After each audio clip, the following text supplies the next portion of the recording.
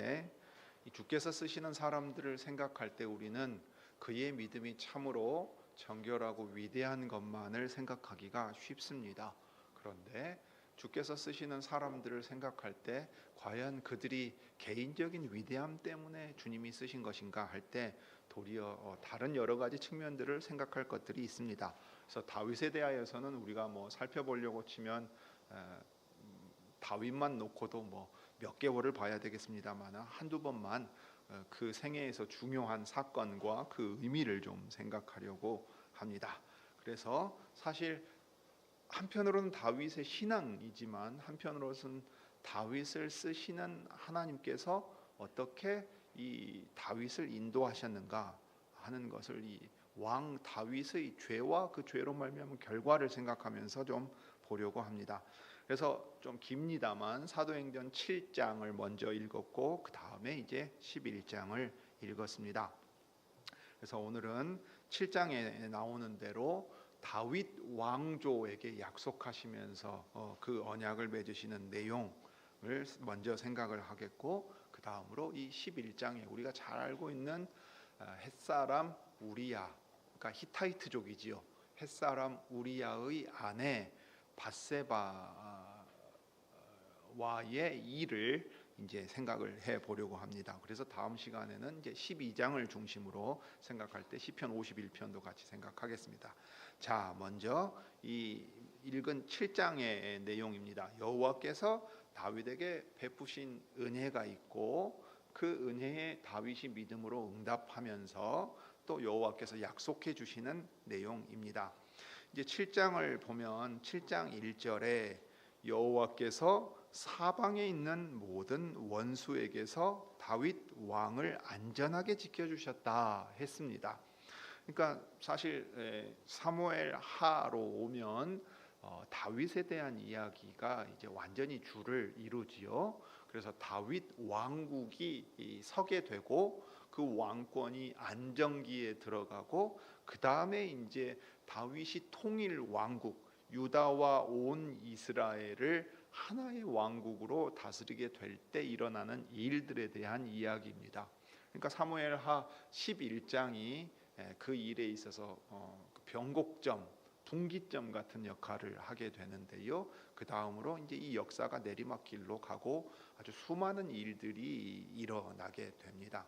그럼에도 불구하고 다윗은 이제 평온히 잠들게 되고 그 다윗의 뒤를 이어 왕권을 이어갈 이 왕위 계승이라고 하는 것은 어느 왕정 체제에서든지 제일 중요한 일 아니겠습니까? 그 일이 초기에 확정된 상태에서 이제 넘어가는 일이 되는 겁니다. 그렇게 해서 이제 왕들의 역사를 기록한 열왕기에 가게 되면 이제 다윗의 임종 때에 다윗이 자신이 죽고 난 뒤에 남은 일들을 그 왕위를 이어받을 솔로몬이 어떻게 처리해야 되는가 하는 것을 정치적으로 조언하는 일이 이제 언급된 것을 보게 됩니다. 자, 여하튼 다윗이라는 사람은 목자였습니다. 양치는 사람이었는데 그 양치는 사람을 불러내서 이제 이제 왕으로 세우려고 합니다. 이때는 사울 왕을 패하시고 그 뒤에 이스라엘의 왕으로 다윗을 세웁니다.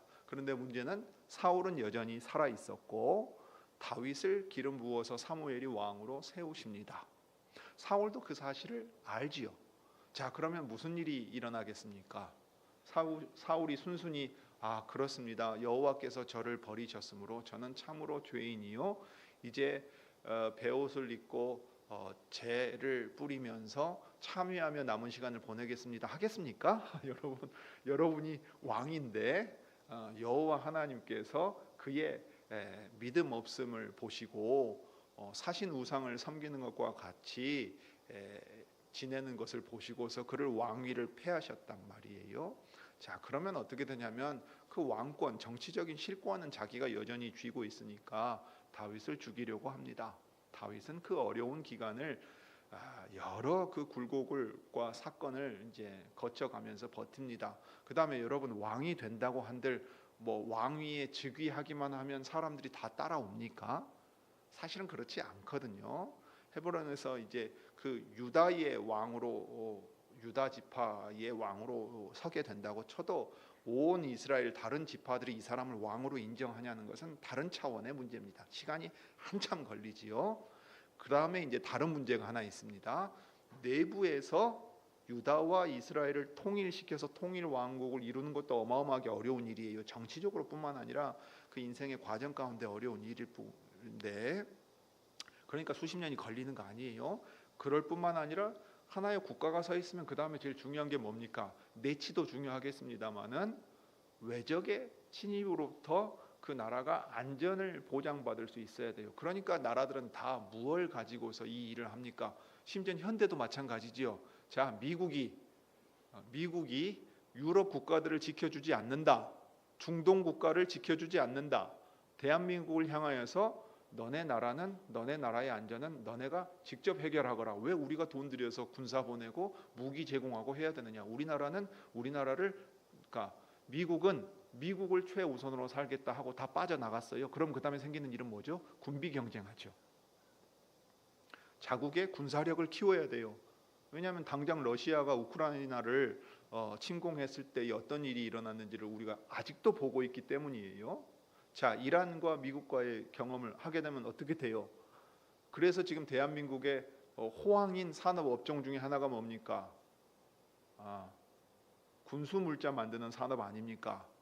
한국화약에서 시작된 한화 쪽에서 지금 군수 산업이 아주 한국에서 호황인 이유는 뭐냐면 지금 군비 경쟁 체제로 완전히 들어갔기 때문이에요. 세상 어느 나라든 왕이 있고 통치 세력이 있으면 안을 평온하게 만들 뿐만 아니라 외부로부터의 침입을 막는데 모든 힘을 기울입니다. 자, 그러니까 유다의 임금이 되었을 뿐만 아니라 온 이스라엘의 임금이 되었고, 더 나아가서 아직 남아있는 전쟁들이 있어요. 왜냐하면 앞뒤로 보게 되면 암몬, 시리아, 암몬과의 전쟁들이 있고, 나중에 그 암몬 있고 블레셋 전쟁이 있습니다. 그런데 이것이 내치를 걱정하지 않을 만큼 통일이 되었고, 외적을 두려워하지 않을 만큼 안정을 찾았어요.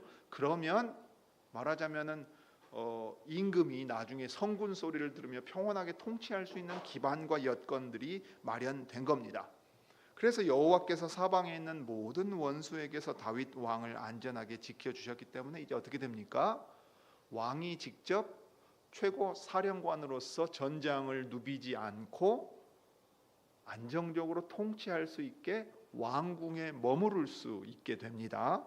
그래서 왕은 이제 자기의 왕궁에서 살게 되었다라고 기록하고 있어요. 그래서 이제 6장에 보면 언약궤를 예루살렘으로 옮기지요. 그러니까 정치적이고 군사적인 안정뿐만 아니라 가장 중요한 종교적인 이 안정이 6장 이후에 이제 이루어지고, 그다음에 그래서 이 7장이 기록되어 있는 것을 볼 수 있습니다. 다윗 왕이 서서 통치가 안정되었을 뿐만 아니라 이 왕을 세워서 하시려고 하는 하나님의 계획에 있어서도 이루어질 기반과 준비가 갖추어졌다.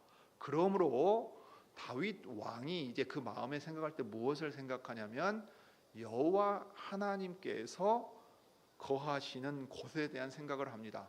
자기의 통치가 여호와로 말미암아 평온해져서 왕궁에 살면서 좋은 궁전에서 평온하게 다스릴 수 있는 상황이 되었는데, 이 모든 것이 여호와로 말미암은 것 아닌가? 그런데 여호와께서는 아직도 천막에 사시는 거예요. 텐트에 이동형 장치에 사시는 거예요. 그러면 왕이 중하냐?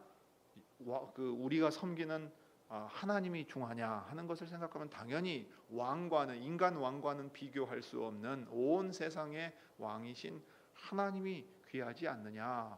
그러니 그분이 거하실 성소, 궁정을 지어야 하겠다 하고 이제 생각을 하게 되는 겁니다.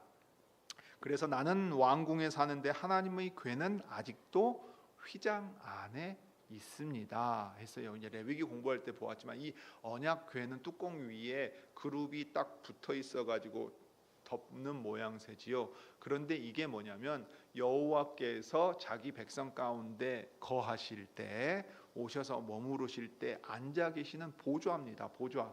여러분, 임금이 옛날에 앉는 의자 같은 거 있지요. 그럼 그 뒤에 뭐가 그려져 있습니까? 우리로 동양으로 치면 용 그려져 있거나 뭐 해나 달이나 장수하는 어떤 게 그려질 수도 있는데, 대체로 뭐 임금의 이 위엄을 상징하는 어떤 그림들이 있지요. 그 다음에 옷은 어떻게 있습니까? 임금의 복장, 뭐 골룡포를 입는다 그러지요. 용이 있고 뭐 발톱이 몇 개냐에 따라서 황제냐 왕이냐 다 구분되는 것처럼 이렇게 왕의 위엄을 드러내는 복식을 갖춘단 말이에요. 여호와 하나님께서 자기 백성 가운데 계시면 어디 계시면 이 언약궤의 위에 계시는 거예요. 거기 계시는 겁니다. 그런데 왕이 섬기는 하나님은 어디 계시냐면 천막에 계시고, 자기는 자 좋은 나무들을 갖다가 좋은 돌 석재 같은 걸로 만들어 놓은 궁전에 있다면 말이 되지 않는다 하고서 이제 그 여호와께서 머무를 성소를 지어야 하겠다. 그래서 실은 이 나라의 진짜 왕은 여호와 하나님이시다 하는 것이 드러나고, 나의 통치가 여호와 하나님으로 말미암아 온전히 이루어져 가야 되겠다 하고 생각을 했습니다. 그래서 이제 약속하여 주시는 것이 여호와께서 그것을 기특하게 받으십니다. 그러나 단 하나, 다윗이 여호와를 위하여 성소를 짓겠다는 것 자체는 허락을 하시는데 다윗이 짓는 게 아니라 그 아들에게 짓게 하십니다. 그런데 이것을 잘 생각해 보면 지금 적어도 사무엘하 7장의 맥락에서만 놓고 본다면 꼭 부정적이지는 않지요. 왜냐하면 왕이 섰을 때 그 다음에 제일 걱정되는 문제는 무엇입니까? 왕위 계승입니다. 이 왕위가 계승돼서 나라가 평온하게 갈 것이냐, 이 말이에요. 여러분, 아주 단순히 말해보면 여러분 이 작은 교회도 국가 단위에 비교하면 작은 규모 아니에요. 100명 있는 교회도 조금만 지나면 뭐 걱정해요? 그 다음 목사님 어떻게 청할까? 그거 틀어지면 골치 아픈데, 그거 일 생기면 진짜 모든 사람 큰 괴로움을 겪는데, 이렇게 생각하지 않을 수 없잖아요. 간절히 기도하고요, 그 일에 있어서 은혜 구한다고요. 하물며 한 나라가 이 치열한 권력 다툼 안에서 평온을 찾아서 통치가 이어져 가려면 이게 보통 일이 아닌 겁니다. 이제 막 선 나라 아니에요? 그 다음에 심지어 어떤 일이 있었습니까? 그 전에 왕인 사울이 폐위되었다고요. 여호와께서 그를 버리셨다고요. 그러니까 다윗이라고 하는 한 개인이 얼마나 위대해서 그 나라를 평온하게 만들고 왕위 계승이 온전히 되고 그 다음 나라가 온전히 갈 건가, 어떻게 장담해요? 자기 인생도 겨우겨우 안 죽고 지금 살아와서 여호와 앞에 은혜를 받은 일에 대해서 감사하는 마당이란 말이에요. 그러니까 이 나라가 왕위를 계승해 간다 하는 것, 그래서 나라가 이어져 간다는 건 여호와의 특별한 돌보심이 아니면 될 수 없는 일입니다. 그런데 여호와께서 그것을 약속하시는 거지요. 너의 아들이 나를 위하여 집을 지을 것이고, 사실은 이 일을 내가 기뻐 받으면서 너의 아들들이 계속해서 이 왕좌에 앉아서 이 나라를 다스릴 수 있게 하겠다 하고 말씀하시고, 그를 내 아들로 입양하겠다고 말씀하세요. 내 아들로 삼으니까 부모가 자식을 징계하듯이 어떻게 하겠어요? 왕들이 항상 그 통치를 공정하게 시행할 수가 없죠. 인간 왕들은 이 권력 아래서 매우 취약한 점을 대단히 노출할 수밖에 없습니다. 신명기에서 보듯이 모세가 너희가 나중에 그 왕을 세우려거든 너희 동족 가운데서 세우고, 다른 나라 왕들처럼 축첩하고 재산 많이 두고 말 많이 둬서 군사력으로 국가 유지하려고 하지 말아라. 권력 남용하고 그 술 마시고 말하자면은 첩 드리고 후궁 드리고 첩 드려 가지고서 부패해지는 일이 일어나지 않게 각별히 유의해라 하는 이제 말씀을 주었단 말이지요. 그래서 내 백성 이스라엘을 한 곳에 두고 거기에 다윗의 왕조가 계속 이어져서 여호와 하나님이 그 가운데 계시면서 그들을 지키고 보호해 주시겠다. 그래서 나라가 이어져 가겠다. 그렇지만 내 아들이 이제 잘못을 범한다면 내가 이제 매를 들어서라도 그를 징계하여 바로 잡겠다 하고 말씀을 해 주십니다. 그래서 다윗은 여기에 대하여서 제가 무엇이기에, 저와 저희 집안이 무엇이기에 이렇게 큰 은혜를 주십니까 하고 감사합니다. 얼마나 겸손하고 아름다운 모습입니까? 자, 그렇게 해서 이제 그 다음으로 이제 이어져 갑니다.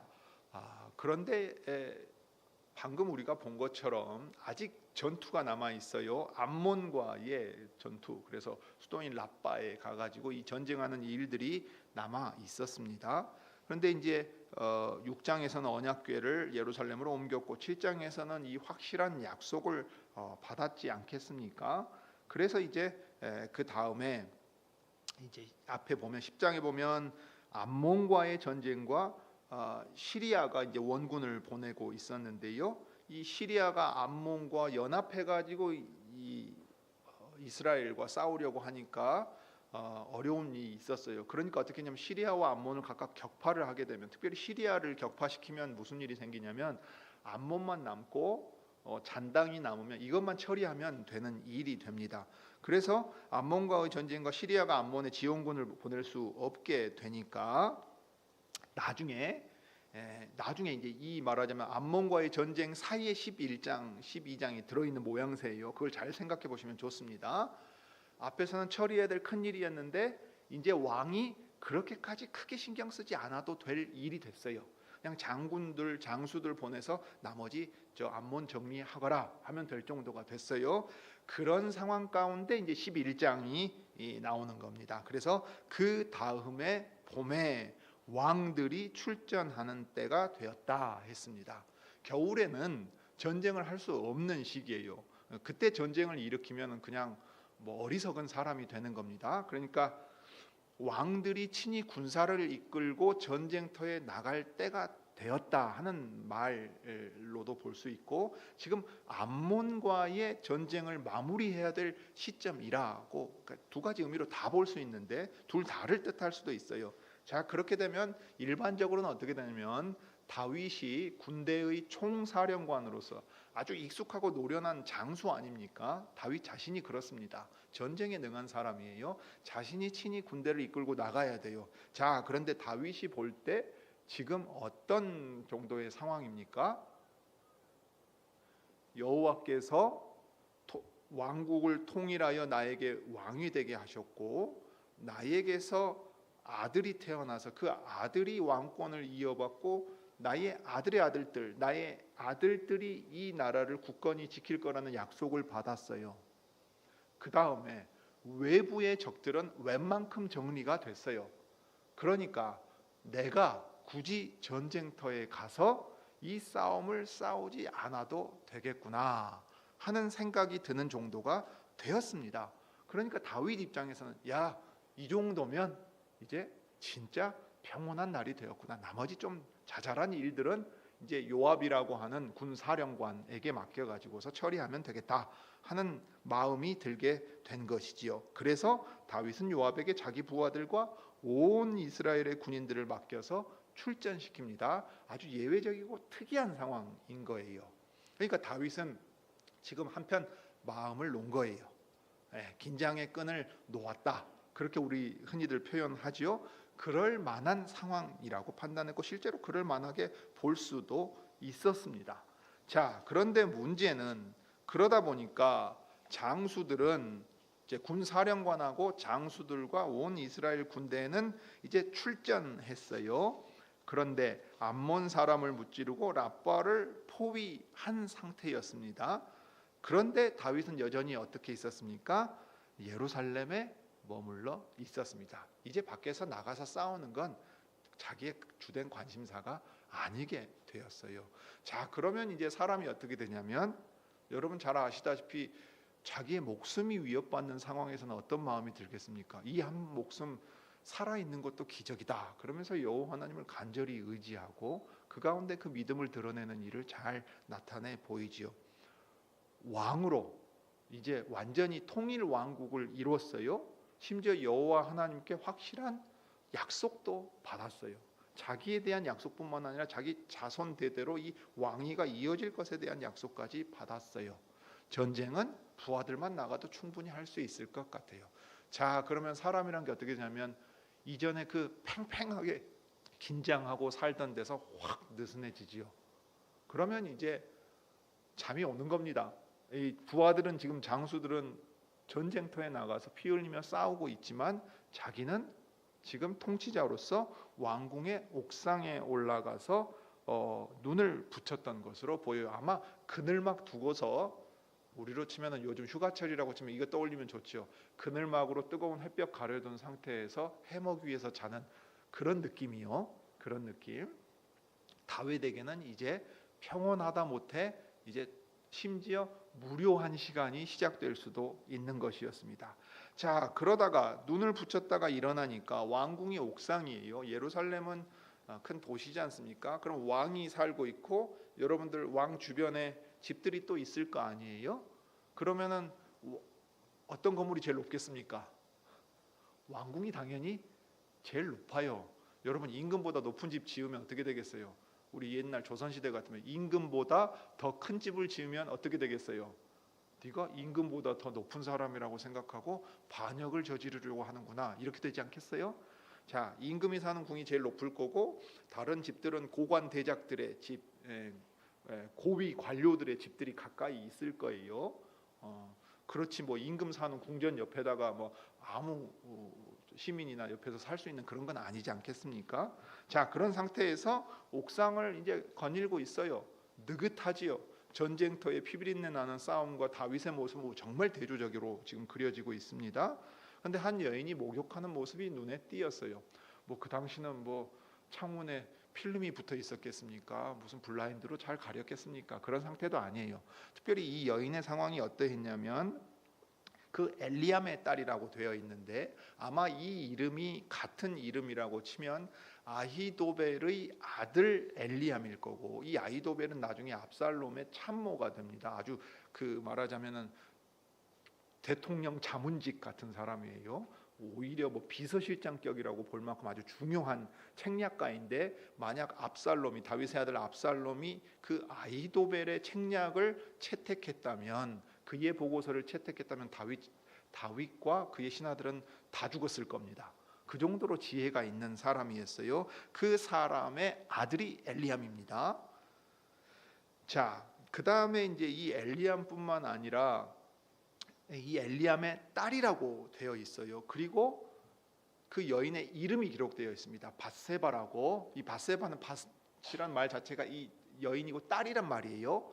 그러니까 누구의 딸이라는 이름 자체가 기록되어 있는 건 아주 그 중요한 의미가 있어요. 여인의 이름이 특별히 기록되어 있는데, 근데 이게 잘 생각해 보면요, 이 엘리암이 아히도벨의 아들이고 그 다음에 나중에 다윗의 장수의 목록, 세 손가락 안에 들어가지는 않지만 36, 7명 안에 들어가는 목록에 들어있는 걸 보고 그 다음에 이제 다른 거, 이 밧세바의 남편이 햇사람 우리야라고 되어 있습니다. 우리야라는 이름은 히브리식 이름이에요. 여호와가 나의 빛이 되신다는 그런 의미를 지니고 있기 때문에 신앙을 가지고 지은 이름이에요. 그런데 이 사람의 원래 인종은 헷 족속입니다. 히타이트족이라고요. 근데 지금 히타이트 족속이 남아있질 않아요. 그러니까 이방 히브리 사람이 아니라 히타이트족이면서 말하자면은 귀화하거나 이민을 와가지고 정착하게 되고 히브리 신앙을 가지고 이제 살게 된 사람입니다. 근데 이 사람도 다윗의 용사의 목록에 들어가 있어요. 그러니까 요압과 같은 사령관급은 아니지만 일반 병사도 아닙니다. 상당히 지휘관으로서 중요한 용감한 장수라고 볼 수 있어요.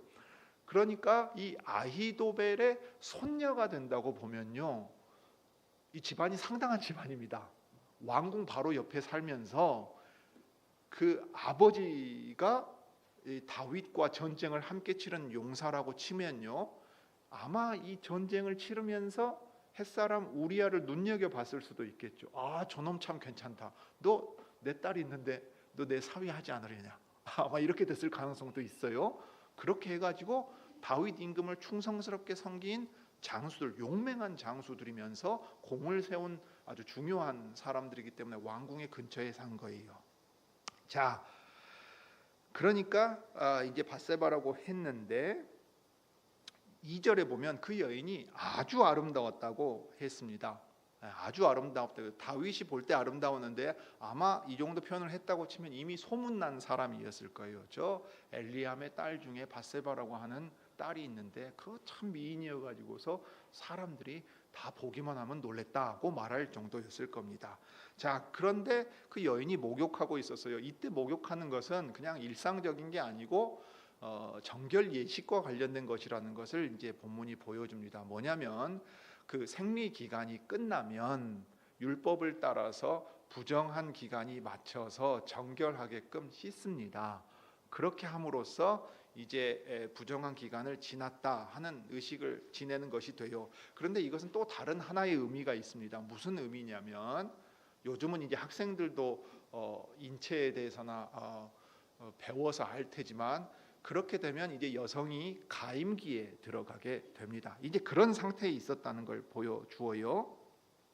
그러니까 부정한 상태를 지난 상태니까 다윗이 그 여인이 목욕하는 것의 의미를 모르지는 않았을 거예요. 그런데 다윗으로서는 어떻게 되느냐 하면 누군가 한번 좀 데리고 와봐라 하고 신하를 시켰어요. 그런데 그 신하가 뭐라고 했냐면 데려오라고 하기 전에 이제 누군지 이제 물어봤죠. 그러니까 알려준 거예요. 엘리암의 딸로 세 사람 우리아의 아내입니다. 밧세바입니다. 이게 무슨 의미냐면 남편이 있습니다. 그 남편은 당신도 잘 아는 그 용맹한 장수 당신의 신하 우리아입니다. 그리고 심지어 그의 아버지는 엘리암입니다. 그의 할아버지는 아히도벨입니다. 예, 그런 집안의 가문의 그 용맹한 장수의 부인입니다 하고 말했어요. 그래서 4절은 이렇게 번역했어요. 그런데도 아마 의미가 잘 맞는 번역일 거예요. 그런데도 다윗이 사람을 보내서 그 여인을 데려오게 만듭니다. 다른 나라들에서는 이런 일들이 비일비재하지요. 비일비재합니다. 왕의 권력이라는 것은 사람의 목숨도 쥐고 사는 것이다. 여인이라는 것이 어쩔 수 있느냐. 심지어는 용맹한 장수일지라도 남편도 어찌할 수 없다 하는 그런 나라의 이 통치를 받고 살아갑니다만 다윗이 다스리는 나라는 여호와 하나님의 언약궤를 그 예루살렘의 중심에 두고 성전을 지으려고 하는 나라입니다.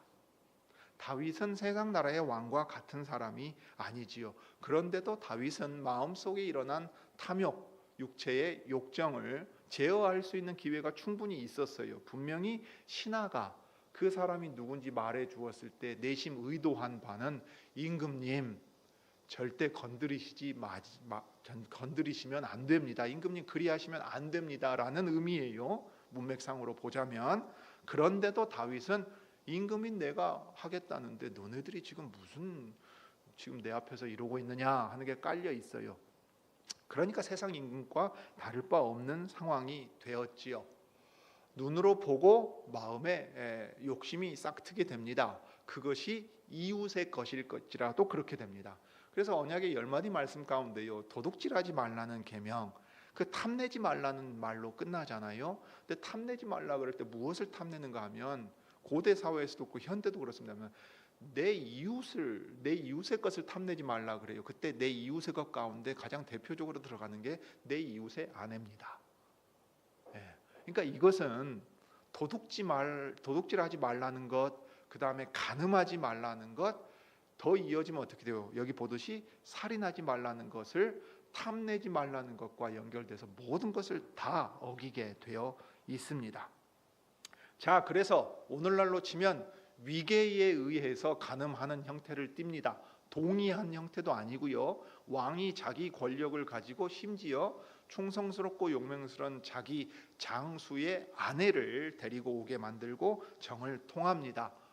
동의를 받고서 한 일이 결코 있을 수가 없어요.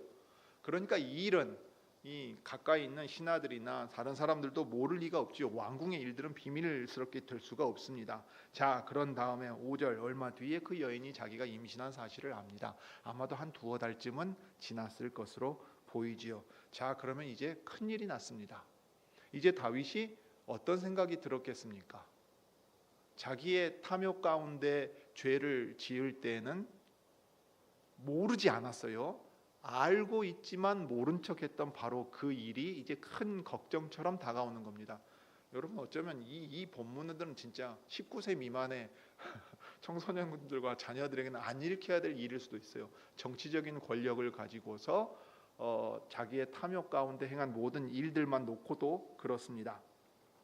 자, 그러자 다윗은 걱정이 됐어요. 원래 율법대로 하면 자기 다윗은 왕입니다. 왕은 재판하는 기능이 아주 중요합니다. 나중에 12장에서 보듯이요, 선지자 나단이 와가지고 어떤 비유를 들잖아요. 그러니까 그 비유를 왕인 다윗은 어떻게 받아들입니까? 가르침으로 받아들이지 않고 재판에 대한 얘기로 받아들여요.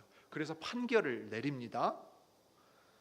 자, 그런 것처럼 다윗은 율법을 알고 있고 재판을 해야 될 통치자였어요.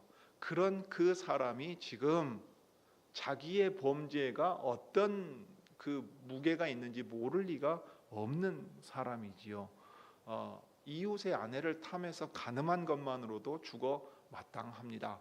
그런데 하물며 임신한 사실이 발각이 됐어요. 자, 그러면은 여러분, 사람이라는 게 내가 여호와 앞에 큰 죄를 지었구나, 이게 있을 수 있는 일인가? 신하들을 불러서 내가 임금의 자리에서 내려오겠다고 해야 되겠다.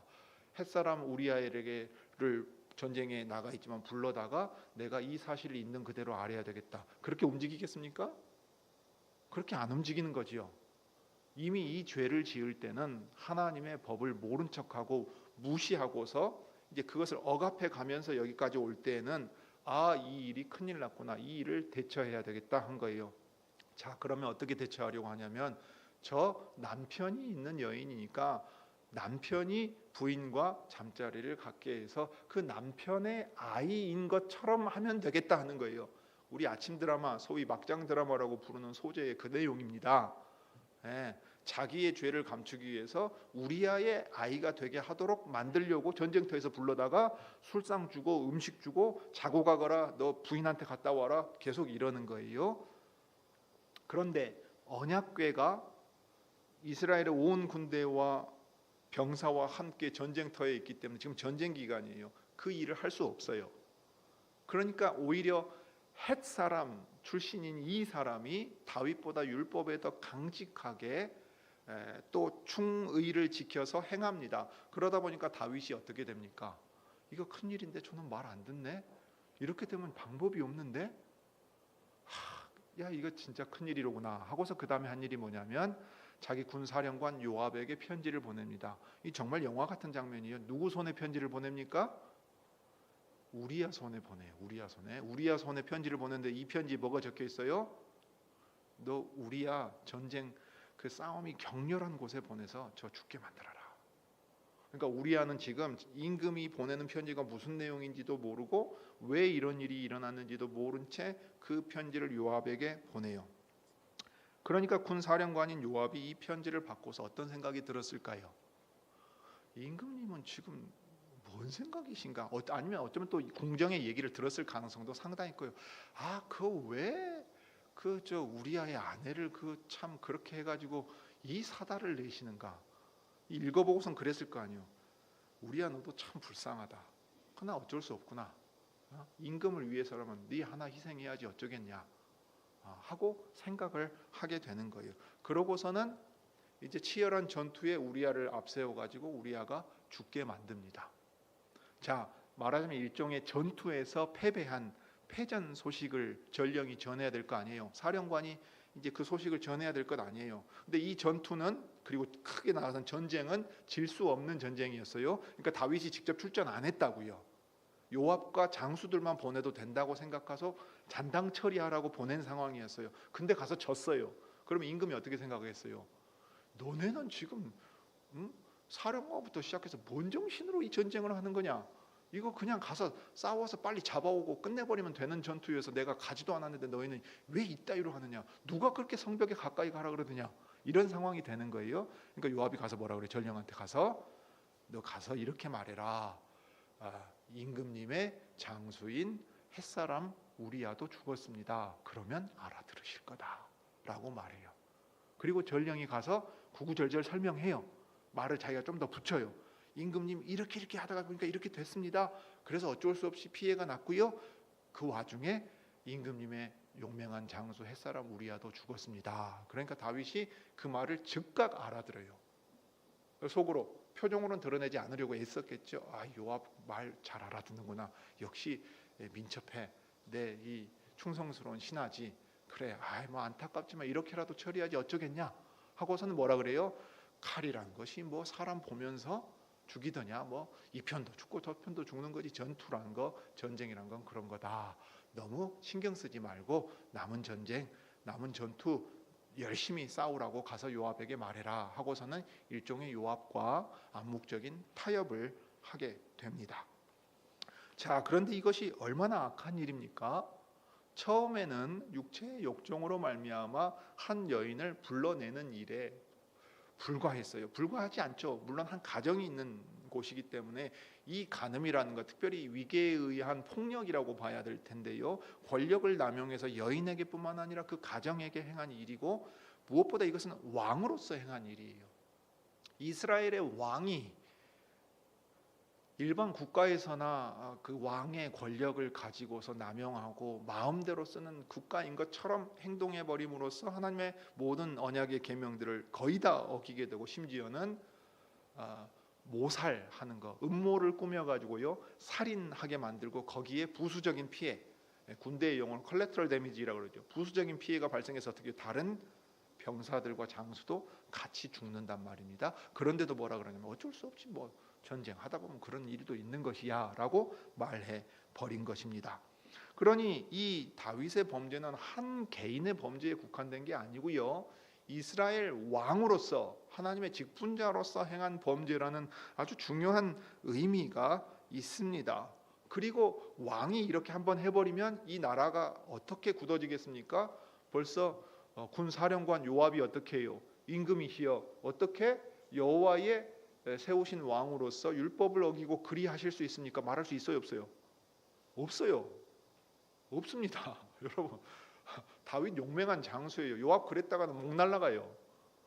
벌써 임금 앞에, 그 권력 앞에 숙이고 들어가는 국가의 모습이라는 것이 확립되어 있어 버린단 말입니다. 임금이 정신 차리고 이 권력을 정당하게 사용해도 국가가 바르게 간다는 것이 쉬운 일이 아닌데, 임금이 벌써 딱 그렇게 하는 순간 군사령관이고 장수들이고 궁에 있는 신하들이고 또는 하녀들이고 간에 소문은 날지 몰라도 그 일에 대하여 어찌할 수 없게 되어 버리는 겁니다. 그러니까 임금이 그 나라의 통치를 맡았을 때에 결국 율법이 실제로 그 나라에서 하나님의 왕노릇 하실 수 있느냐, 하나님의 법이 왕노릇 할 수 있느냐를 왕이 그 법에 순복하는가 그렇게 하지 않는가를 통해서 나타내야 하는데, 그렇게 하지 못함으로써 그 나라의 성격을 이제 규정지어 버리게 된다 이 말입니다. 그러니 그 이후의 결과가 어떻게 나타납니까? 그 아이가 반드시 죽는다고 하셨습니다. 이거 개인적인 징계입니다. 다윗 집안의 개인적인 징계예요. 그래서 1회째 되는 날에 다윗과 밧세바 사이에 태어난 아이가 죽었습니다. 다윗은 이 아이를 살려달라고 시금을 전폐하고 신하들이 말릴 정도로, 몸 상한다고 말릴 정도로까지 해서나 죽었어요. 그러자 하나님께서는 이 일에 대해서 단호하게 매우 악한 일을 행했다고 보시는구나 하고 분명히 알게 되었어요. 그뿐만이 아닙니다. 여러분, 그 다음에 사무엘 하에 이어지는 다윗 왕국의 이야기는 아주 비참한 이야기들입니다. 이게 20장까지 계속됩니다. 자, 이야기를 보면 이제 암논이 나와요. 아들이 암논이 나오는데 그 딸 다말을 억지로 욕보이는 일이 나옵니다. 심지어 그러다 못해 어떻게 하냐면 그러고 나서 갑자기 다말이 미워져서 버립니다. 그 다음에 이 일로 말미암아 다윗의 아들 압살롬이 그 자기 누이 다말을 욕보인 일로 암논에 대하여 원한을 품고 있다가 이 자기 부하들을 시켜가지고서 암논을 죽입니다. 그러니까 다윗의 아들들 간에 사륙이 일어난 거예요. 근친상 간에 그것도 아주 폭력적인 일이 일어났을 뿐만 아니라 형제 간에 이제 피 흘리는 일이 일어났습니다. 더 나아가서 이 압살롬이 나중에는 자기가 왕인 것처럼 재판받으러 온 사람들을 다 만나고 나서는 이스라엘 백성의 마음이 압살롬에게로 기웁니다. 그래서 큰 무리를 거느리고 예루살렘에 입성해요. 반역이 성공합니다. 그 반역자가 다른 사람이 아니에요. 자기 아들입니다. 자, 그래서 전쟁이 일어나게 되는 거죠. 아히도벨이 책사로 붙었습니다. 다윗에 가까운 사람 후세가 이 사정을 전달해 주기 위하여 남아 있었습니다. 제사장 사독과 나머지 다른 사람도 남아 있었지요.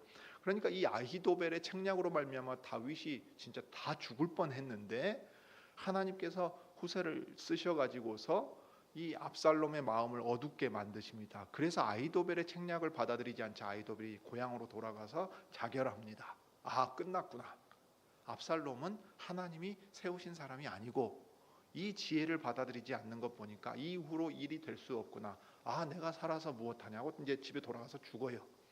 그 다음에 이제 압살롬과 그의 군대를 다윗이 전쟁 가운데에서 이깁니다. 그리고 전투 가운데에서 이 압살롬이 패퇴하는 가운데 머리가 길죠. 이 머리가 길어서 아름답게 있습니다. 그런데 상수리 나무에 딱 머리가 걸립니다. 그래서 대롱대롱 매달려 있는데 다윗이 간곡히 장수들한테 부탁한 게 있었어요. 내 아들 압살롬, 그 어린 놈 죽이지 말고 잘 봐주라. 반역자니까 어떻게 살려둘 수 있겠냐. 근데 내가 밧세바 사이에서 낳은 아이도 죽었다. 근데 아무리 반역자지만 내 아들이지 않느냐. 그 제발 목숨은 살려줘라. 데리고 와라. 그렇게 간곡히 부탁해서 온 백성이 들었다 그랬어요. 그런데 이 군사령관 요압이 어떻게 합니까? 창으로 찔러 죽입니다. 그 장수들까지 옆에 있으면서 압살롬의 심장을 창으로 꿰뚫어 가지고 죽여버립니다. 그래서 이제 다윗이 아주 비통해하지요. 다윗이 비통하니까 압살롬아 막 이렇게 얘기를 하면서 너 대신 내가 죽었어야 되는데 이런 얘기를 하니까 요압이 임금이 슬퍼할 걸 알았지만 과하니까 나중에는 성질을 내지요. 임금님, 지금 반역자들의 무리를 패퇴시키고 우리가 겨우 목숨 구해서 살아 돌아왔습니다. 그런데 당신은 반역자 아들 죽은 것만 슬퍼하고 지금 이 일을 위해 저 동원돼 가지고 피 흘리고 싸운 군사들은 죄인 취급하십니까? 어찌 그런 일이 있을 수 있습니까? 하니까 다윗이 정신 번쩍 들어가지고서 이제 병사들을 치하하는 얘기가 나옵니다. 그러니까 다윗의 입장에서는 다윗의 범죄, 왕의 범죄 이후에 이 국가가 평온한 가운데 통치할 수 있는 나라가 되지 못했다는 것을 개인적으로뿐만 아니라 국가적으로 완전히 다 경험하는 거예요. 자기 죄의 결과를 이스라엘이라는 나라가 온전히 거두게 되는구나 하고 보아요.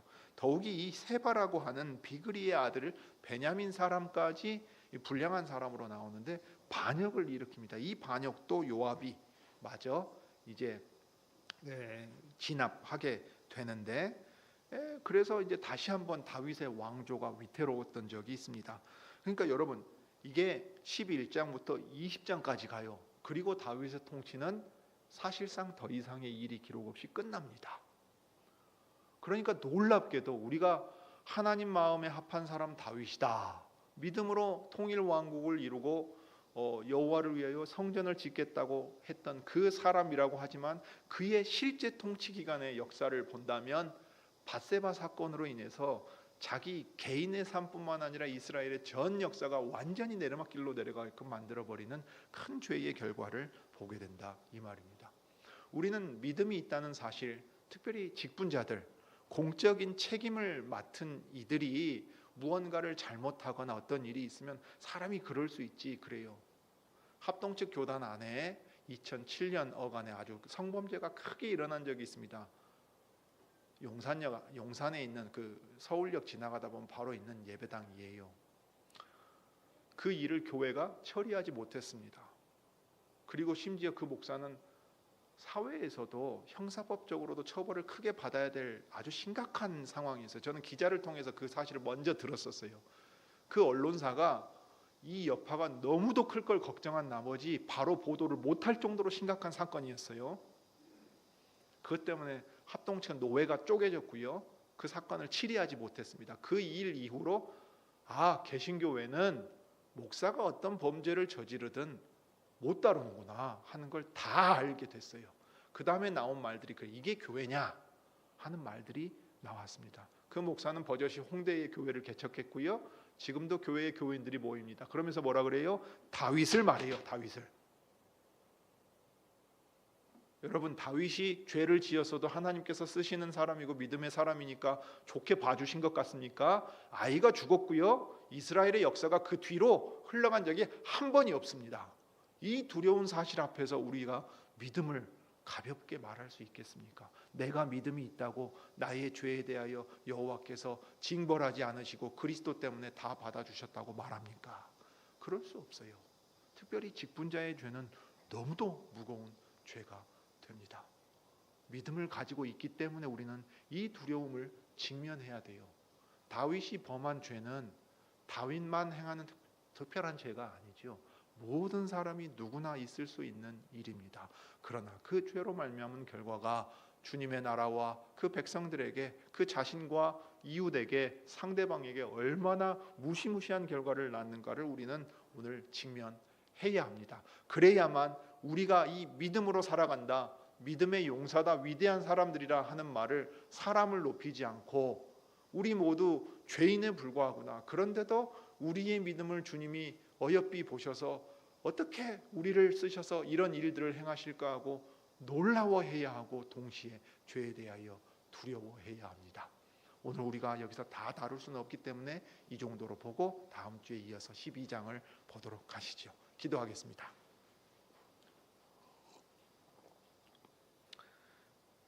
어미하신 하나님, 우리 아버지, 여호와 하나님께서 다윗과 그의 가문을 어여삐 여기사 은혜를 베푸시고 그들을 통하여 하나님의 나라를 하나의 왕국의 형태로 드러내시려고 할 때에 다윗은 그의 마음에 느슨해지고 자기의 죄에 대하여 두려워하지 않고 또 풀려버린 나머지 자기의 육체의 욕정을 따라 죄를 범할 때에 그저 한 개인으로 있을 때와는 너무도 다른 무시무시한 죄의 결과를 마주하게 됩니다. 그 모든 과정이 진행될 때 자신이 그것이 죄임을 알면서도 그는 행하지 않을 수 없게 죄의 사슬에 매인 것처럼, 다시 죄에 노예된 것처럼 큰 죄에 빠져 들어가게 되었고, 그것을 제어할 만한 그 어떤 곳도 있지 않아서 권력을 가지고서 그 통치자가 된다는 일이 얼마나 무서운 일인가를 우리에게 교훈하고 있습니다.